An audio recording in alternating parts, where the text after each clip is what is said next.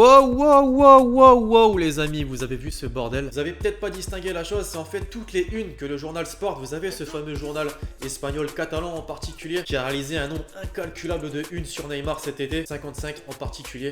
C'était plus qu'une série Netflix, après je vais pas m'en plaindre, oui c'est vrai, j'ai pu faire quelques petites putaclics, grâce notamment à ces unes du journal Sport, on va pas se mentir.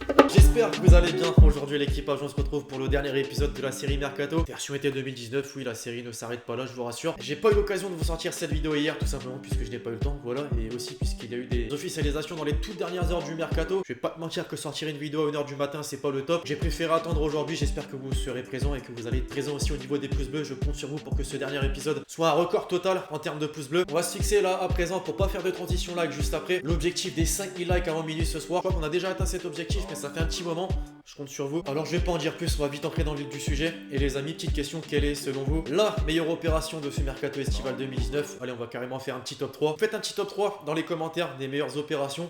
Pendant que vous écrivez le petit commentaire, j'en profite pour vous rappeler que la vidéo est toujours sponsorisée par OneFootball, l'application numéro 1 sur toute l'actualité du football, sachant que c'est la reprise des grands championnats, la Ligue des Champions bientôt. Sincèrement, l'application est très utile, le lien est dans la description et c'est gratuit.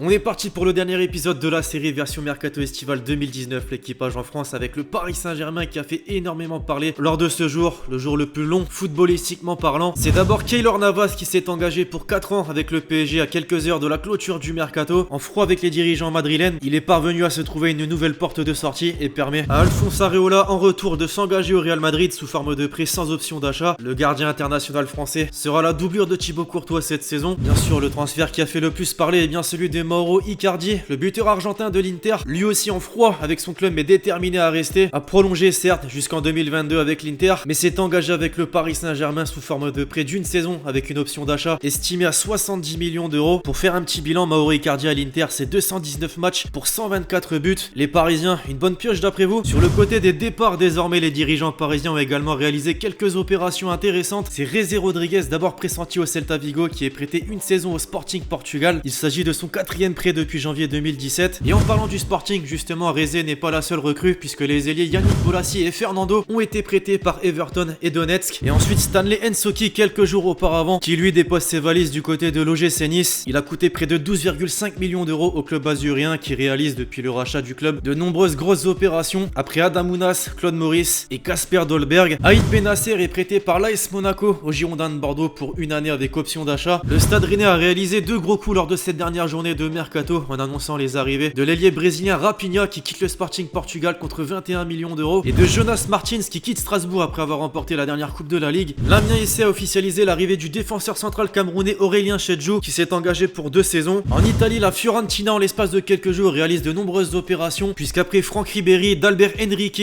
ou encore Kevin Prince Boateng, c'est au tour de Martin Caceres, Rachid Ghezal et Bobby Duncan de débarquer à la Fiorentina. L'AS Roma a également fait de même en annonçant les arrivées de Chris Smalling sous forme d'un prêt payant de 3 millions d'euros, d'Henrik Mkhitaryan et de Nikola Kalinic qui débarquent tous deux sous la forme d'un prêt sec. Après l'arrivée sous forme de prêt du latéral gauche de 26 ans Diego Laxalt, le Torino annonce le retour de Simone Verdi qui s'engage sous forme de prêt avec une obligation d'achat de 25 millions d'euros. L'attaquant chilien Alexis Sanchez a lui aussi été prêté il y a quelques jours par Manchester United à l'Inter Milan. L'autre club de la ville, justement, s'est attaché les services de Ante Rebic. Le vice-champion du monde quitte l'Eintracht Francfort pour rejoindre l'équipe italienne sous la forme d'un prêt de 2 ans. Et c'est le gros échange de cette fin de Mercato estival 2019 puisqu'André Silva fait le chemin inverse et s'engage avec le club allemand. Le buteur international portugais, un temps proche de l'AS Monaco, a été prêté 2 ans chez le demi-finaliste de la dernière Ligue Europa. L'attaquant espagnol Fernando Llorente, qui était libre de tout contrat, a quitté Tottenham pour s'engager avec Naples. Le milieu chilien Gary Medel, 2 ans après avoir quitté l'Inter pour Besiktas, s'est engagé avec Bologne. Manchester United a cédé son défenseur international italien Matteo Darmian à Parme. Il s'est engagé pour 4 saisons contre un montant estimé à 1,5 million d'euros. L'ancien Marseillais Gianelli Imbula part à nouveau en prêt, cette fois-ci du côté de l'Italie et plus particulièrement au club de Lecce. En Allemagne, Schalke